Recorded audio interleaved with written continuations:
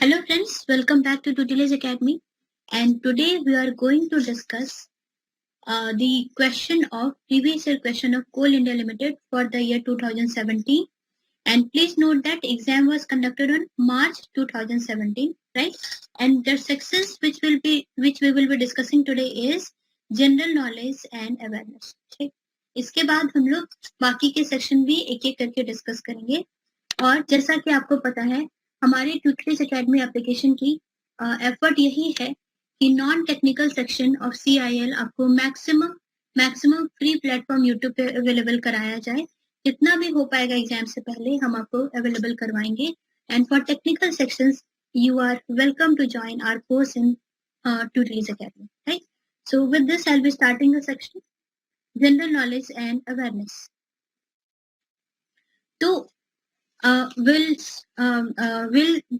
just look at the pattern, ठीक है, और हम लोग समझने की कोशिश करेंगे कि किस तरह से question general knowledge and awareness का CIL फॉर्म करती है। 2020 का भी क्वेश्चन हमने ऑलरेडी सॉल्व कर लिया है, इसके पहले 2017 में एग्जाम हुआ था। एंड आप ये वाला जो अगर आप सॉल्व करेंगे अभी हमारे साथ, तो आपको समझ में आएगा जनरल नॉलेज एंड अवेयरनेस की सिमिलैरिटीज और किस तरह से क्वेश्चंस पूछे जाते हैं, ये आपको समझ में आएगा और क्लैरिटी आ जाएगी कि पैटर्न क्या होगा और किस तरीके से general knowledge and awareness section आपको पढ़ना है। ओके, तो कुछ ज्योग्राफी के क्वेश्चन आते ही हैं, 2020 में भी आए थे। Which of the following is India's highest point, तो ये सारा बेसिक चीजें आपको पता होनी चाहिए। तो इंडिया का जो हाईएस्ट पॉइंट है वो है कंचनजंगा, राइट? ये हाईएस्ट है इंडिया में, ठीक, और ये थर्ड हाईएस्ट है वर्ल्ड में। वर्ल्ड का ये थर्ड हाईएस्ट पॉइंट है, ठीक है। अब वर्ल्ड का थर्ड हाईएस्ट पॉइंट है, तो वर्ल्ड का फर्स्ट और सेकंड हाईएस्ट पॉइंट कौन सा है? वर्ल्ड का फर्स्ट हाईएस्ट पॉइंट कौन सा है? माउंट एवरेस्ट है, राइट? और सेकंड हाईएस्ट पॉइंट कौन सा है? सेकंड हाईएस्ट पॉइंट है K2। ओके, तो these things we will remember. Okay, या इंडिया का हाईएस्ट पॉइंट हमारा कंचनजंगा है। एंड चलिए moving to question number 2। Sorry, what is the role of attorney general of India? India का जो अटॉर्नी जनरल होता है, इसका रोल क्या होता है? In fact this is a very very important position. जो हमारा अटॉर्नी जनरल होता है ना, वो होता है हमारा इंडिया का highest law officer. He is the highest law officer, right? और इसका काम क्या होता है? ये चीफ लीगल एडवाइजर होता है, चीफ लीगल एडवाइजर होता है to government of India. Okay, तो हमारे जो गवर्नमेंट ऑफ इंडिया है, इसको जो जितने भी लीगल एडवाइस चाहिए होते हैं, चीफ लीगल एडवाइस कौन देता है? अटॉर्नी जनरल ऑफ इंडिया ही देता है। और अभी जो हमारे present attorney general of India है, तो वो कौन है? Present attorney general of India. ये भी काफी इंपॉर्टेंट है, इसको याद रखिए, क्योंकि लिखा गया है कि कॉन्सेप्ट रिपीट होता है, क्वेश्चन रिपीट नहीं होता, बट कॉन्सेप्ट रिपीट हो सकता है। तो जो प्रेजेंट हमारा जो अटॉर्नी जनरल ऑफ इंडिया है वो कौन है? के वेणुगोपाल। Please remember it. के वेणुगोपाल जो है, इनको 2017 में अपॉइंट किया गया था और फिर 2020 में दोबारा अपॉइंट किया गया, सेकेंड टाइम अपॉइंट किया गया, इसलिए ज्यादा इंपॉर्टेंट है, ये पूछा जा सकता है। इन्हें दोबारा अपॉइंट किया गया था by who? By Ramnath Kovind, जो हमारे प्रेसिडेंट जी थे ना, उन्होंने ही अपॉइंट किया था। आप प्रेसिडेंट के, जब आप प्रेसिडेंट के ड्यूटीज को पढ़ेंगे, तो वहां पे भी वहां पे भी आप पढ़ेंगे कि प्रेसिडेंट की ड्यूटीज में होता है कि इस तरह से जो चीफ पर्सन्स होते हैं इंडिया के, उनको अपॉइंट करने का काम भी प्रेसिडेंट का ही रहता है। तो अटॉर्नी जनरल ऑफ इंडिया कौन अपॉइंट करता है? President of India. के वेणुगोपाल को 2 बार अपॉइंट किया गया, 2017 में, उसके बाद reappointed in 2020, right? Are we clear? Okay, question number 3, what is the deepest point on earth? तो जो अर्थ का डीपेस्ट पॉइंट है वो है challenger deep in Mariana trench. ये कहाँ पर है? ये है पैसिफिक ओशन में। ये सबसे ज्यादा डीप है। आई थिंक अभी तक बस 2-3 लोग ही यहाँ तक पहुंच पाए हैं, उससे ज्यादा नहीं पहुंचे हैं। और अराउंड 34,000 फीट डीप है ये। सबसे lowest point of earth around 34,000 feet deep है पैसिफिक ओशन में, challenger deep in Mariana trench, right? Question number 4, who is the current vice president of India? देखिए, इन सबसे आप क्या करना है, आपको पैटर्न पिक करने की कोशिश करनी है। सेम क्वेश्चन रिपीट नहीं होगा क्योंकि ये जनरल नॉलेज और अवेयरनेस का क्वेश्चन है। जनरल अवेयरनेस फिर भी आपको और एक्चुअली उससे समझ में आ जाएगी कि कौन कौन से सेक्शन से पिक किए जाते हैं क्वेश्चन। और current vice president of India जो है वो अभी कौन है, ये क्वेश्चन कब का है, ये हमारा क्वेश्चन पेपर है मार्च 2017 का, ठीक है। तो उस समय के ये है, लेकिन अभी कौन से है, who is the current vice president of India. तो फ्रॉम अगस्त 2017 जो करंट वाइस प्रेसिडेंट है वो कौन है, M Venkaiah Naidu, right, M Venkaiah Naidu. तो आपको क्या करना है, जितने भी अभी इलेक्टेड पर्सन्स है in important positions, vice president, president, attorney general, इन सबका नाम आपको लिखना है और याद करना है, जितने भी करंट होंगे, क्योंकि उससे क्वेश्चन बनेगा, right. What is jallikattu, jallikattu तो हम सभी को पता है, जल्लीकट्टू एक bull taming sport popular in Tamil Nadu, right. Tamil Nadu में एक ये स्पॉट होता है जल्लीकट्टू, जिसमें कि बुल को टेम करने की कोशिश की जाती है। थोड़ा डेंजरस भी इसको समझा जाता है, कुछ कंट्रोवर्शियल भी है, कुछ इसके पीछे रिलीजियस बिलीव्स भी है। ओके, या क्वेश्चन इसका आंसर हो जाएगा point number 3। Next moving to question number 6 in 2016 who become the second women president of Great Britain। देखिए ये मार्च 2017 का क्वेश्चन पेपर है, तो उस समय का जो करंट अफेयर था उससे क्वेश्चन आया है, ठीक। तो अभी का जो करंट अफेयर है लास्ट 2-3 मंथ्स बैक, उसका जो भी इलेक्शन, उसका जो भी अलग अलग कंट्रीज में जितने लोग इलेक्ट हुए हैं प्राइम मिनिस्टर, प्रेसिडेंट, उन सब के बारे में आपको पता होना चाहिए। इस साल एटलीस्ट अलग अलग कंट्रीज में जिनका भी इलेक्शन हुआ है एज प्राइम मिनिस्टर और प्रेसिडेंट, उसका आप लिस्ट बनाइए और याद कीजिए। अभी हमने लेटेस्ट न्यूज में देखा था कि जापान के, ये भी आ सकता है कि जापान के फॉर्मर पीएम का डेथ हुआ, उनका नाम क्या था, ये भी आ सकता है। तो जापान के फॉर्मर पीएम का डेथ जिसका हुआ उसका नाम था, he was shot, right, Shinzo Abe, Shinzo Abe was shot around 1 week back, ये न्यूज में था। ओके, तो these things you have to remember कि अलग अलग कंट्रीज के प्राइम मिनिस्टर या फॉर्मर प्राइम मिनिस्टर, प्रेसिडेंट के साथ क्या क्या हो रहा है, ये सब कुछ आपको पता होना चाहिए। नेक्स्ट क्वेश्चन नंबर 7 देखिए, Who among the following won the 2016 Asian champion women trophy. तो ये भी उस समय के करंट अफेयर से रिलेटेड क्वेश्चन है, ठीक। और इसका आंसर क्या होगा, इंडिया, ठीक है। ये हॉकी के लिए था, किसके लिए था, हॉकी के लिए, हॉकी गेम के लिए। this trophy was for the hockey. और इसमें जो रनर अप था वो कौन था, runner up was China. India ने वॉन किया था, इंडिया ने जीता था ये ट्रॉफी, और रनर अप था China. Okay, who is the founder of IT giant Infosys, ये तो सबको पता है, नारायण मूर्ति, राइट। इनकी वाइफ सुधा मूर्ति भी साथ में है। एंड या तो ये मेन चीजें इंडिया के जो टॉप कंपनीज के फाउंडर, सीईओ, कुछ ऐसा भी अगर आप देख लेते हो तो अच्छा रहेगा। Question number 9, which of the following is the hottest planet in the solar system।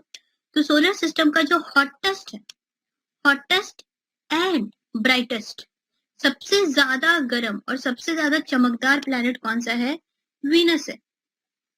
Venus को सोलर सिस्टम का सबसे ज्यादा गर्म और सबसे ज्यादा ब्राइट जो हम कहते हैं कि कभी कभी हमें थोड़ी सी झलक उसके नेकेड आई से भी दिखती है किसी दिन, तो ये कौन है, वीनस है। ओके, फिर what does SIDBI stand for, SIDBI किस लिए, सिडबी का फुल फॉर्म क्या है, तो सिडबी का फुल फॉर्म है small industries development bank of India, ये पता होगा आपको। उसी तरह नाबार्ड हो गया, एक्सिम हो गया, एक्सिम बैंक का हो गया।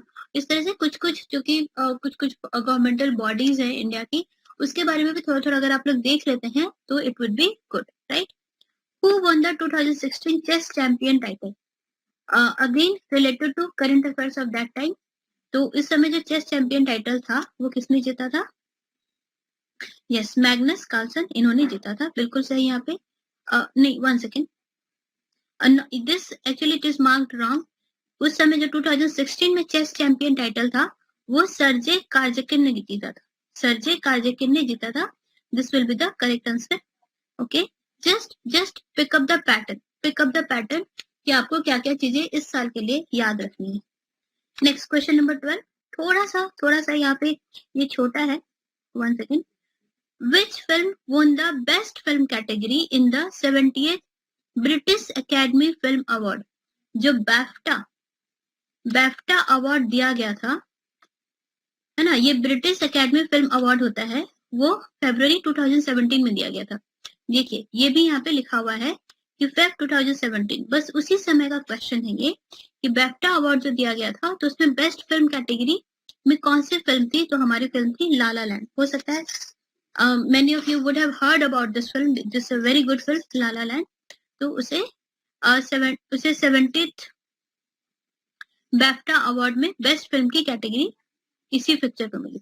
Okay, next question number 13, which of the following countries is the largest producer of milk?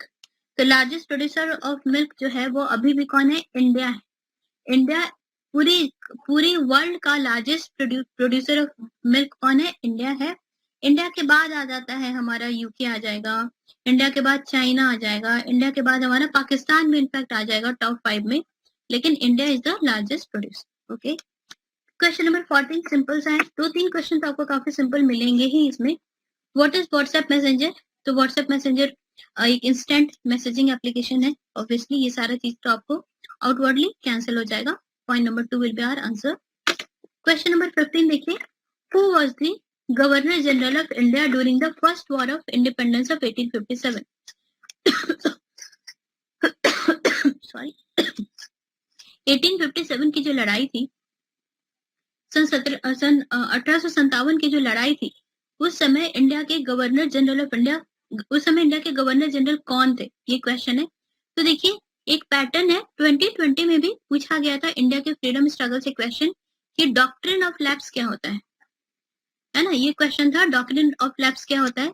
2017 में भी हमने देखा है कि 1857 में इंडिया के गवर्नर जनरल कौन थे। तो एक चीज तो श्योर है कि इंडिया के फ्रीडम स्ट्रगल से ये लोग कुछ ना कुछ क्वेश्चन तो पूछते ही है ना। तो हिस्ट्री में आपको इंडिया का फ्रीडम स्ट्रगल एक बार रिवाइज कर लेना है। तो जो फर्स्ट वॉर ऑफ इंडिपेंडेंस जो 1857 की जो लड़ाई हुई थी, उसमें जो हमारे इंडिया के गवर्नर जनरल थे वो थे लॉर्ड कैनिंग थे। और इसी वॉर के बाद ब्रिटिश राज का एस्टेब्लिशमेंट हो गया था इंडिया में, है ना।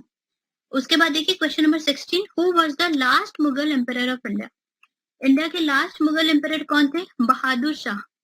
ये भी इनको भी अराउंड 1857, देखिए इसी क्वेश्चन से रिलेटेड ही ये क्वेश्चन है। 1857 में इनको डिस्पोज ऑफ कर दिया गया था और इनको मतलब हरा दिया गया था। और इसके बाद इनके सारे जो भी मतलब जो इनके बेटे थे उन सबको ही ब्रिटिश ने खत्म कर दिया था। और इसके बाद इंडिया में ब्रिटिश राज पूरी तरह एस्टैब्लिश हो गया था इसी के बाद।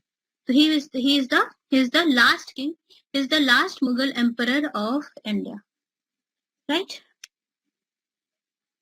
चलिए moving to question number 17, who among the following became the first women to receive साहित्य academy award in Maithili for her novel मरीचिका? कौन सी इंडिया की पहली विमेन है जिनको साहित्य अकेडमी अवार्ड मैथिली में मिला है?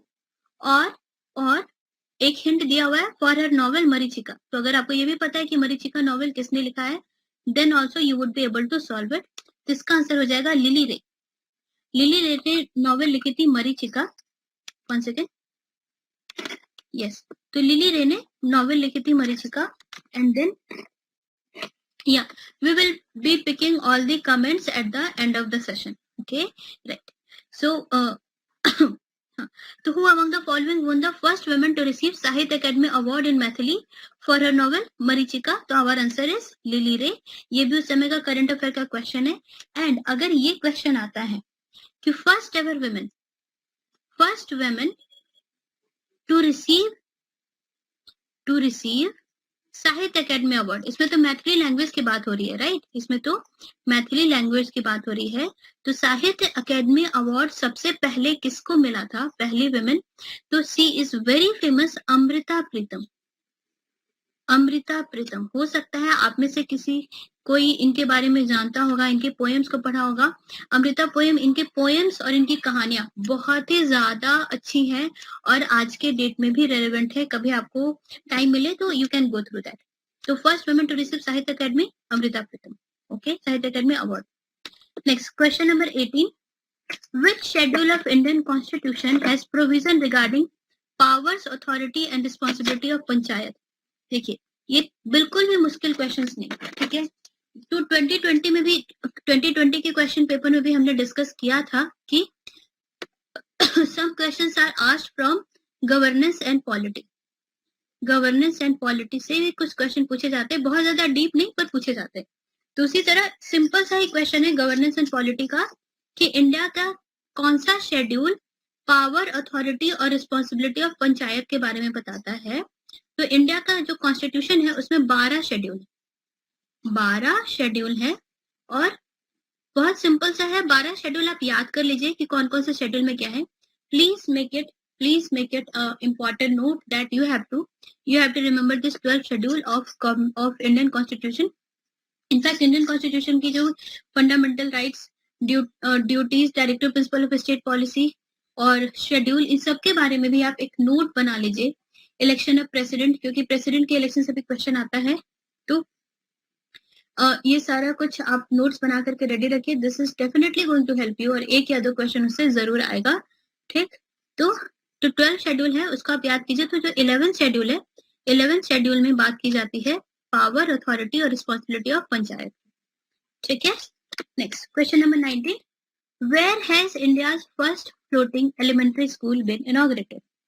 इंडिया का पहला फ्लोटिंग एलिमेंट्री स्कूल कब इनॉग्रेट हुआ था, कहाँ इनॉग्रेट हुआ था?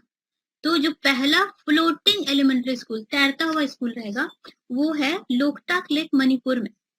और ये इनफैक्ट क्वेश्चन है जैन 2017 का, है ना। ये उस समय के करंट अफेयर का क्वेश्चन है, राइट। तो इस तरीके से हमें एक आइडिया लेना है कि इस बार का भी 2 महीने 3 महीने पहले का क्वेश्चन आएगा। तो सितंबर में अगर एग्जाम होना है तो जून जुलाई के करंट अफेयर से डेफिनेटली क्वेश्चंस आएंगे, ओके। एंड या और ये जो हमारा ये जो लेक है ये इम्फाल के पास है, कुछ इम्फाल से कुछ किलोमीटर डिस्टेंस पे है और ये इंडिया का पहला फ्लोटिंग एलिमेंट्री स्कूल है, okay. Next question number 20, who was the 24th Jain tirthankar? तो जैनिज्म में there are actually in total 24 tirthankar है, 24 तीर्थंकर हैं जैनिज्म में। और जो पहले तीर्थंकर है, तीर्थंकर कौन होते हैं? जो कि जैनिज्म के रिलीजन को प्रीच करते हैं, ठीक है, उनके बारे में बताते हैं। तो जो पहले थे वो थे Rishabhdev. Who was the first? The first one was Rishabhdev ji, and the last one was who? Mahavir Swami ji, Mahavir Swami ji, ठीक है। तो ये सारी चीजें हैं, ये सब कुछ एक जनरल अवेयरनेस की चीजें हैं जो कि एक्सपेक्ट करता है CIL कि आपको पता हो, ओके। नेक्स्ट क्वेश्चन नंबर 21 देखिए, ये भी उस समय के करंट अफेयर का क्वेश्चन है कि who became the first Indian woman to be nominated as a member of International Olympic Committee? International Olympic Committee की पहली इंडियन वुमेन कौन नॉमिनेट हुई है?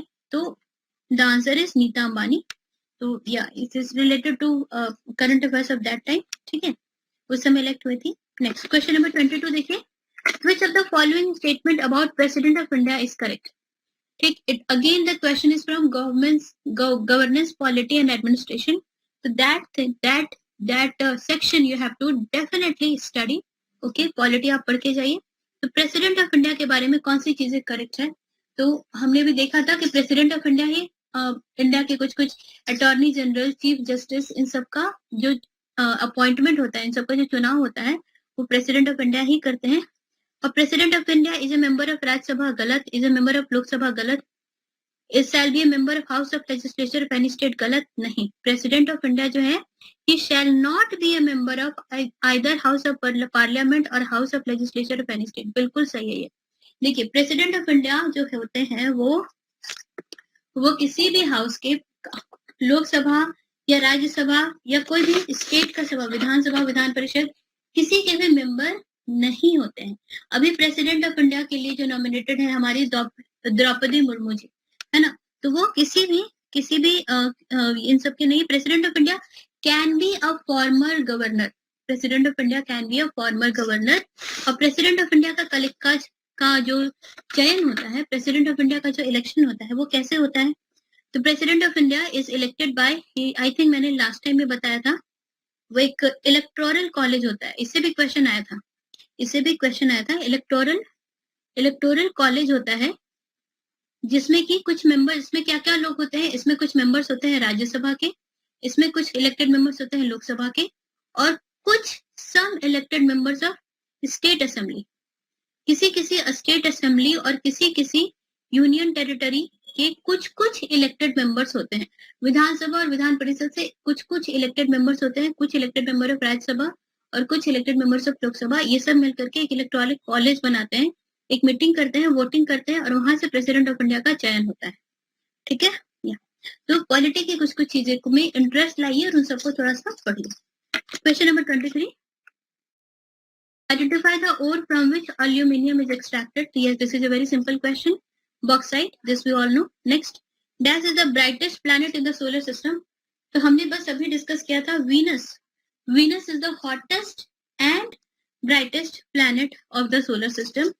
So yes, definitely our answer is this. Next, last question for the day. Identify the nearest planet from the sun. Sun के पास का nearest planet कौन सा है? Mercury. ये भी काफी simple सा question, right? सो आपको आज के सेशन से समझ में आया होगा और कि जनरल नॉलेज एंड अवेयरनेस में CIL आपसे क्या क्या एक्सपेक्ट करता है और कौन कौन से सेक्शंस तो आपको डेफिनेटली पढ़ के जाने हैं. करंट अफेयर्स कितना पहले का आता है, ये सब कुछ आपको आइडिया मिल गया होगा जब तक कि हमने अभी 2 साल के प्रीवियस ईयर क्वेश्चन पेपर को डिस्कस कर लिया. तो just gear up, make up your notes, and if there is any doubt, any confusion, feel free to comment and we will definitely help you out. And with this, we'll be ending the session today. And thank you all for your time.